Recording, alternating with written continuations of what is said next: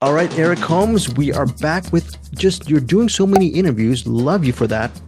What can you tell us about your talk with John Gulager and Shila Ommi?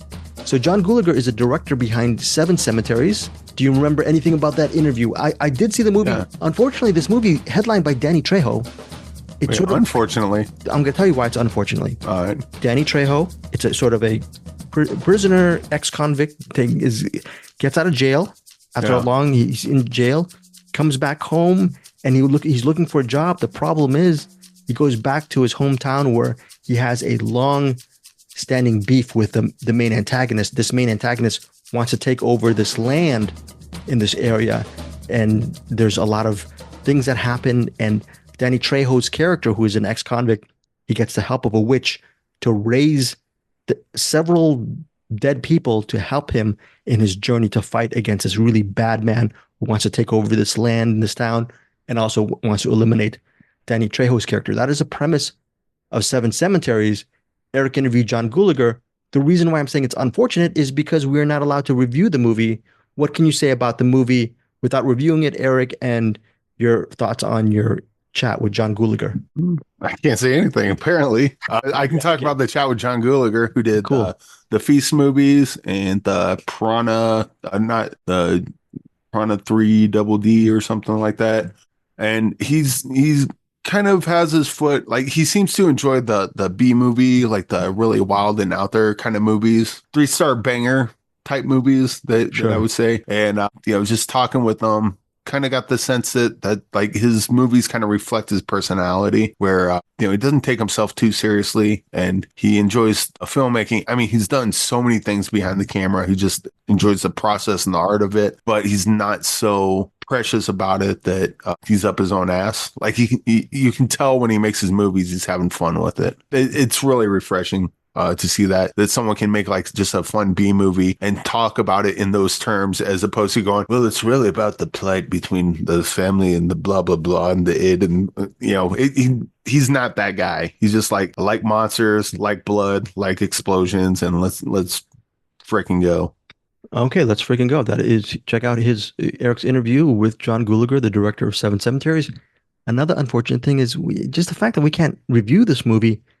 Eric did not review the movie. He said a very critical word, though, in his description of his interview with John Gulager. He was saying fun movie. So that is not a review, but he's modified it with fun. Is this fun? Eric and I can't review it, but I mean, he used the word fun. That's all I'm saying. I would say go check it out if you like. Look, if you hated Feast and if you hated his previous movies, obviously you're gonna skip this one. But if you like his previous movies, give it a shot. You might dig it. And Seven Cemeteries has a ton of humor in it because John Gulager likes to have fun. We gotta cut that out. That's a review. You're describing the movie. That's a review. That's a review. It has a ton of comedy. Let's just say that. Okay, so why can't we just say that? We can't say anything. They told us. You're gonna have to cut this out. Why can't we just say I loved it? Go watch it. I know, right? We can't say that, folks. We cannot say that Eric loved this movie. That's not even a review. No. You're not even going to hear it. Greg's cutting this out. Yeah, I'm cutting it out. I'm cutting out that. It's so stupid. It's so stupid. I know, it's so stupid. Besides, who are you giving these links to? Listen to the show. We eat this kind of stuff up. I know, it's crazy. Again, this is not Eric's review of Seven Cemeteries. He was just giving a theory. I'm too lazy to cut out what he just said right now. So let's just say we cannot review Seven Cemeteries, but I don't know. There's a word called fun. I don't know. So Seven Cemeteries, give it a shot when it comes out. I believe. Well, hey, Greg, what's the unrelated to anything? What's the last movie gave us 3-star banger to? I think last week. I forgot. Last week or the week before. Yeah. Either way, we can move on. It has nothing to do with what we're currently talking about. It has nothing to do with what we're currently talking about. But Seven Cemeteries, it is in. Is it in theaters? I think it's on digital and on demand. So. Yeah, I can't say that. You can't say that. It's in theaters on. Well, it's a nice. I mean, I hope so for the sake of the filmmakers. It's in theaters, and then a bunch of people go. It's in theaters and bring their friends and watch it. So. It's in the Seven Cemeteries is in theaters on digital and on demand Friday, October 11th. Okay, all right. So tell us what you think of this movie, and here is Eric's interview with John Gulager. I'm here with John Gulager, director of Seven Cemeteries and the Feast movies and Piranha 3 Double D. I gotta say, I really enjoy your movies. They're really fun and really bloody and exciting. What kind of I guess what goes into your mind when you're making a movie? Because you always have like wonderful kills and just a lot of fun in them. And Seven Cemeteries is no different. Well, sometimes it depends on if you have any money to kill anyone, rather than just falling over. You know what I mean? So in this instance, we had a guy named Tate, who works on stuff like, Dragged Across Concrete, those kind of movies. And so he's pretty adept at making mayhem, so he helped design the makeup for the zombies, some of these, but also did I don't want to give it all away, but he did certain effects that involve, people's faces and, stuff like that. That's his bag, and I thought some of the stuff worked out really well. Like, yeah, I don't know how much I should give away, but like the sheriff, like that stuff is awesome. I don't know if you remember the sheriff, but yeah, probably shouldn't say much about the sheriff, but I did enjoy the character. He's a bad guy, so yeah. But also, you've done, oh my God, writing, producing, directing, camera, cinematography. You've done pretty much all of it. What's kind of some of your favorite behind the scenes stuff to do? Like, where do you think you're most dialed in at? Well, I think every director should be able to do everything. That's where I come from. Basically, my dad got me a little Super 8 camera, and I would just start making little films because I'm older, so this is before video. And back when I was a teenager, video was reel to reel, if you can believe that, and it was before cassettes.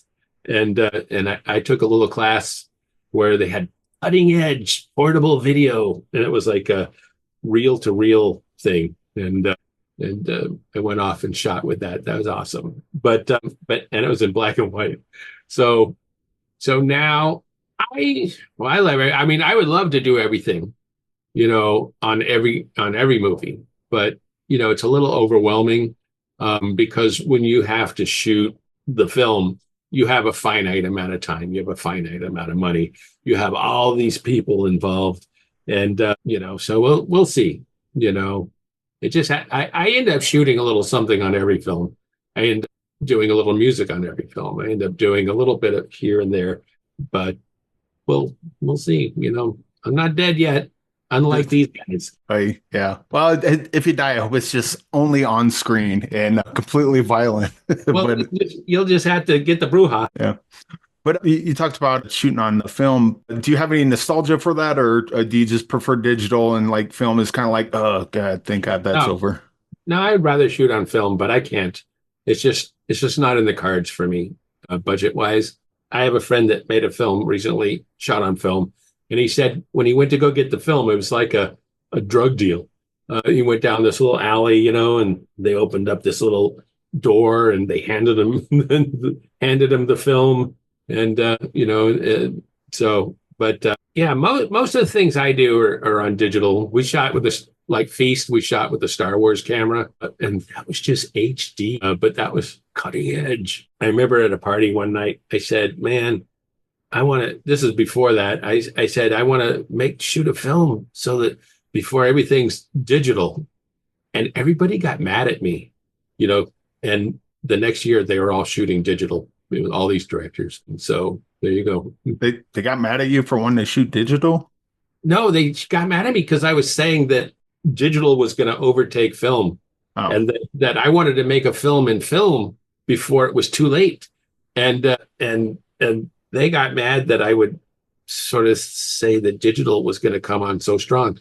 And then a year later, they were each and every one of them shooting digital, so there you go. They were angry at you for being right. Yes. That's usually how that goes. I apologize, but I just thought that was interesting because we were already editing in digital. In fact, a lot of the people that are just film only still edit digitally, and so not many people have a move. So yeah. I figure it's all technology though. It's like you get there's certain patinas to like doing things the old way, but if you can do something the new way and you can get it done, that's much better than trying to get it done the old way and not being able to afford it. And then, exactly. Well, because I'll go to something like Lawrence of Arabia. I went to recently saw a 70 millimeter projection of that. It's amazing. And 2001: A Space Odyssey. It's amazing. The shots, everything's not all chopped up fast like we do now. Everything is just all encompassed in one long take of pushing out of a cave and over a bunch of armies or Bedouins marching through the desert. It's mind blowing. It's so thrilling, but it's way out of my budget range. And although we do things like that digitally now, we'll have like Monty Python almost. We'll have like 10 guys. And then we shoot at 10 guys. We move over 10 guys, and then we put them all together digitally. Yeah, and in this you have like as we mentioned, a bunch of great kills, bunch of fun moments. Is there anything that was maybe in the script that's like you didn't have time to shoot, or the budget? It's like that would have been really cool, but we just couldn't get it done. Oh yeah, I mean, there's all kinds of stuff. Like there's a tunnel I wanted to have from the outside in the air, like see it caving in or something, that kind of thing. But we couldn't do that, budget. But and then we had some pretty cool things that didn't actually make it into the movie. But if I say any of them, that it gives everything away. Maybe people would just forget before they saw the movie. I don't know. It's like trailers. When trailers put everything in the trailer, the idea being that if no one goes to see the movie, no one's going to see it, that type of thing. That said, and I don't like trailers that lie to you and fool you into thinking it's a different movie. But I am thrilled when I get to the theater and it's different, but in a better way, not in a worse way. So that's always thrilling. I think there's something to be said. Like even like as far as spoilers go, like you can say the thing and it's coming, but then when you see it, it's like, oh, okay. I had no idea. Like I had like a general feeling of what this was going to be, and then you see it on screen. It's like, whoa, that was cool. Yeah. Well, the other day I went to go see Beetlejuice and Blink Twice, together, and both of those movies surprised me because from the trailers, they had so much more in them than I thought it was going to have, and they were actually better than I thought they were going to be. So I enjoy that when I'm enthused, but I'm rewarded with more than I was expecting, rather than less. Yeah. I don't know if you like things or not, but Seven Cemeteries is coming out in theaters. It will be available on demand and digital October 11th. And with that, we're saying they're going to the theater. Like you watch it on demand later, that's fine. But go watch it in the theater. But before they go see Seven Cemeteries, what's a movie they're watching before they go to watch Seven Cemeteries? And then they come home, what's a movie they're watching when they get home? Oh, I don't know. I'm older, so I know Seven Samurai and Magnificent Seven and all these movies and The Getaway, and I don't know if people know those movies or not now. My dad was in Return of the Living Dead, and people don't know what that is anymore. So you just don't know. I don't know. What would you think? I would say a feast before you go. Then you watch Seven Cemeteries, and then after that, I'm thinking Dusk Till Dawn. I got real strong Dusk Till Dawn vibes on this. Yeah. Wonder why.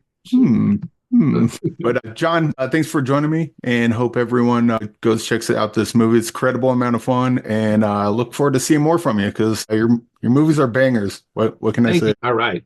Your check is in the mail. Thank you much. Okay, we're back. Another frustrating situation, Eric Holmes. Kaos, you saw a couple of episodes. Yes. Talked to Shila for the second time. But give a little bit of light before we start this interview with Ommi. Well, the light is that I saw Shila Ommi in Elemental. Talked to her about a year ago when Elemental came out. Talked to her about her directorial debut, Waking Up Sleeping Beauty, which is really rough around the edges, but that's because they shot it during COVID, where everyone had to shoot separate and they had to put it all on green screen. So, granted, it looks cheap, but it was kind of one of those things where they were doing what they can with what they had at the time. And the movie still kind of shines regardless of all that. I really love to Wake Up Sleeping Beauty. And then I really loved Elemental. I just love Shila Ommi. Love talking with her. Love watching her and things. And so I was happy to see her show up in Kaos. And it's unfortunate that Kaos isn't going to go on, but as I ranted about previously about just TV in general, it's what happens. You get stuck on a TV series and they take it from you. But basically, Kaos is just like Greek mythological gods and deities and whatnot and creatures, but they actually exist, and this is all taking place during present day. So I think a lot of the fun of this show is, you know what Greek gods, and a Minotaur is going to pop up. How is that going to be displayed in this kind of setting? Jeff Goldblum as Zeus, that right away should, be selling tickets, but it's not a movie, it's a TV show. But just talking with Shila Ommi, it was great talking with her again. She's absolute sweetheart. Love watching her and stuff. And I guess she's got like a play that she's doing, which totally makes sense because of Wake Up Sleeping Beauties kind of has a play sort of aesthetic to it anyway. But she's going to be, she talks about this in the interview, she's going to be touring that, and hopefully, crossing my fingers, hopefully she comes through Colorado, because I will be there for that if that's the case. So that is very cool. Here is Eric's second interview with Shila Ommi as she promotes her series, her Netflix series, Kaos. And give it a shot if you want to see Shila Ommi and Jeff Goldblum as Zeus, even though it did get the unfortunate cancellation. Who knows? It might. I would say that because I only saw 3 episodes so far. I would say they're interesting enough. I don't know how the season wraps up, but the episodes I saw were interesting enough that they could probably stand alone on their own. But okay, yeah, it's not going any longer as far as I can tell, unfortunately. That is sad, but what's not sad is Eric's chat with Shila Ommi. Mr. Holmes, it's going great. Good to see you again. Well, I talked to you about a year ago for Elemental, and now you're back for Kaos. And boy, oh boy, is this an interesting show. You talked a little bit about it last time, but now that it's out on Netflix, you can probably talk about it a little more. I got to the first 2. I got to it real late, so I got through the first 2 episodes, and then I've just started the first one, and your character popped up. I'm like, oh, there she is. Oh my goodness. I am so excited for you. It gets better. It's so fun. Yeah, once the second episode, they spent a lot of time in Hades.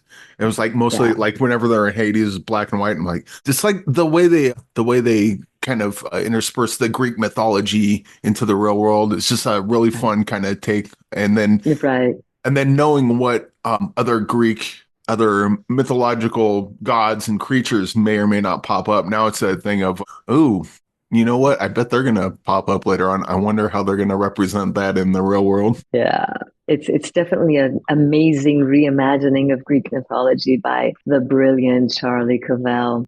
It's just amazing.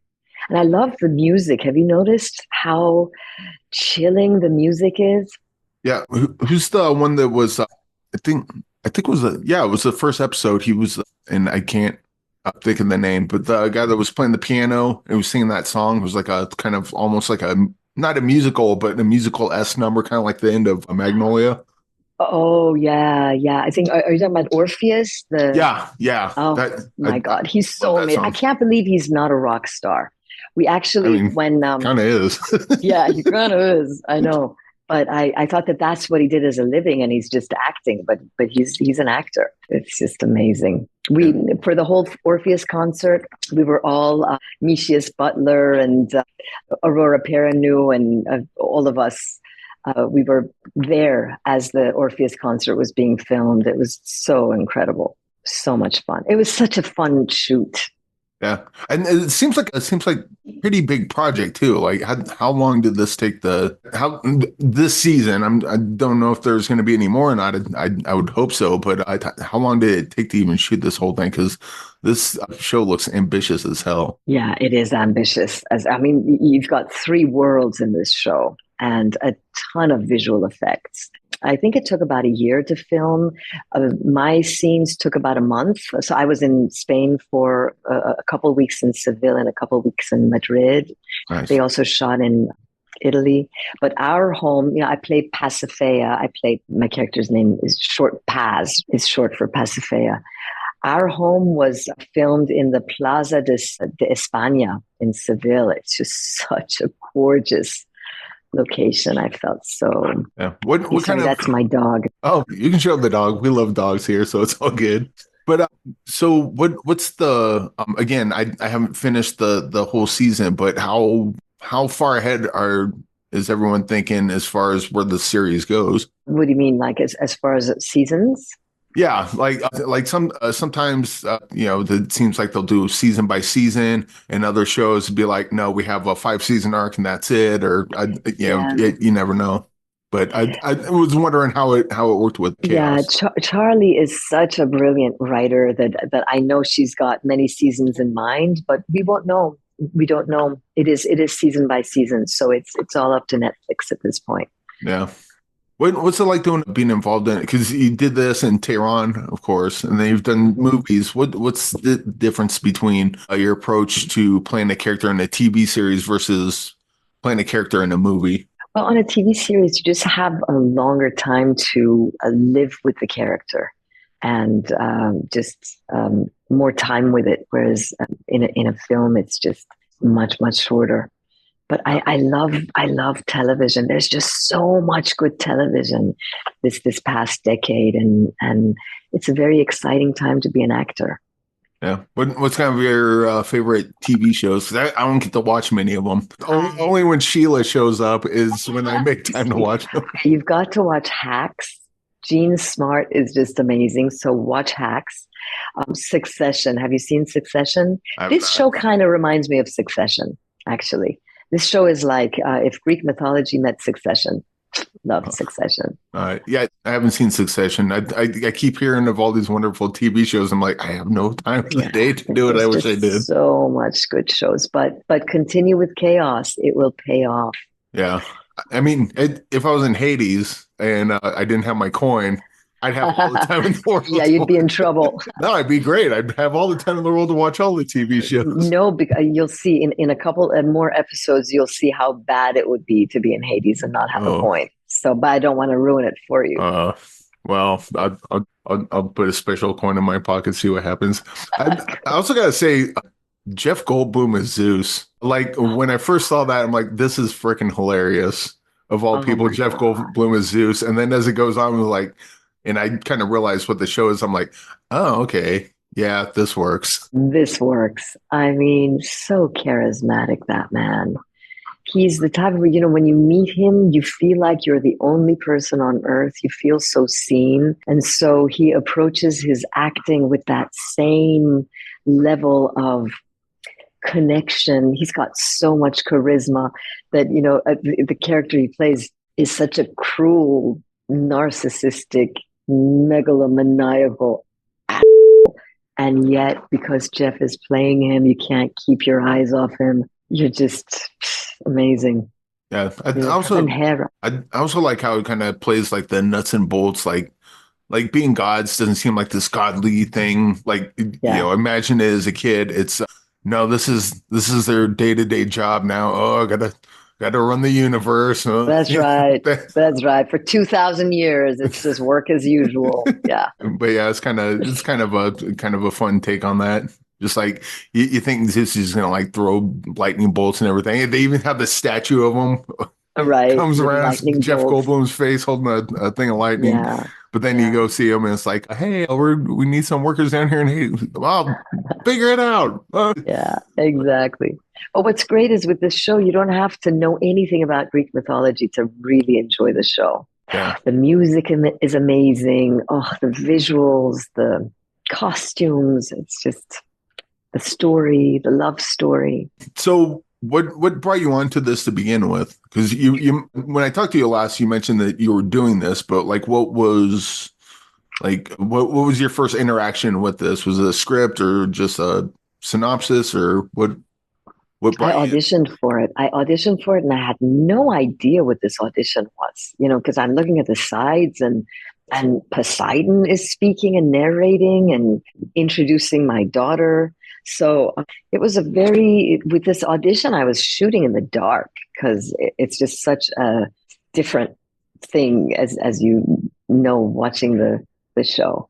And then when I got the part, I tell you the very first time, I don't know if you've gotten to that point yet where Paz walks into her bedroom and all of those statues of her dead son, there's like 30 waxworks of her dead son at every stage of his existence because he died as a toddler. So this day is his 30th birthday. And every year I have his twin sister Ari stand there as the Daedalus, the incredible sculptor, sculpts a waxwork of. And since they were twins, so I think this is what he would look like, just to have him. Yeah, my character is a little crazy. Those got to be the fun characters. But actually, speaking of that, what kind of characters do you like playing? What kind of characters are challenging for you? And what characters have you not played yet that it's like, I really wish I could come across a script where I get to play that? To be honest, this Paz character is one of my favorite characters to date that I've played, not on stage, but on television. One of my favorite characters. And what makes her my favorite is that she has so many different layers to her, and she's grieving. She's in a lot of pain. So she's mean. You think she's being mean, but you know that nastiness is coming from pain that she's feeling from her grief. And Charlie actually created a playlist for all of the characters. And I worked with this playlist as I was rehearsing. So that was amazing to do that, to just bring on more layers for her. And I just don't know what other characters I would like to play. You know, as an actor, I'm so grateful to be working, and I just bring my best to whatever character comes. And do you have any like favorite genres? Like I could see you doing like a B horror movie. I think you have. Do you see that? Oh, I love that. From your mouth to God's ear. Hopefully one day. The genre that I love are the old black and white films. So I think that ship has sailed for me. I feel like sometimes I was born in the wrong era. I love the 1930s movies. With Chaos in a way, you're kind of there already. Like it feels that way sometimes. Yeah. But also last time we talked a little bit about your directorial debut, Wake Up Sleeping Beauty, which still love. Nothing changed there. But yeah. Thank you. Is there any plans? Do you have any plans on directing anything else or anything behind the scenes like that? Because I would love to see that as well. Oh, thank you so much. There's a play that we've been working with. I've been collaborating with a group of friends, and it's called Twilight of the Empress. And this play is about Persian mythology, and specifically the goddess Anahita, who is the goddess of love and water and fertility, but she's the goddess that causes you to go within and look at your traumas and to look at your darkness and to bring love to it and to heal. This stuff used to happen constantly. It's only with these modern religions that this type of self-work has stopped. And I'm actually very grateful for the rise in popularity of therapies, of life coaches, of shamans, of medicine work, that people are looking more deeply into themselves. I feel like that's the only way that humanity can evolve and we can stop throwing bombs on each other. We need to deal with our own darkness and stop being so toxic with each other. And that's the way. So this play was a collaboration. It's a multimedia that we're going to take on tour next year. I hope, and I play the narrator. Is that tour going by Colorado or anywhere? I will let you know, Eric. If Please do. I'd love for you to come see it. Awesome. Well, Shila, I love Chaos. Love Wake Up Sleeping Beauty. Elemental. Love you. Can't wait to see more stuff. And I do hope your tour comes through Colorado. I will absolutely be there for that. Thank you so much. I look very forward to seeing you again and speaking to you again.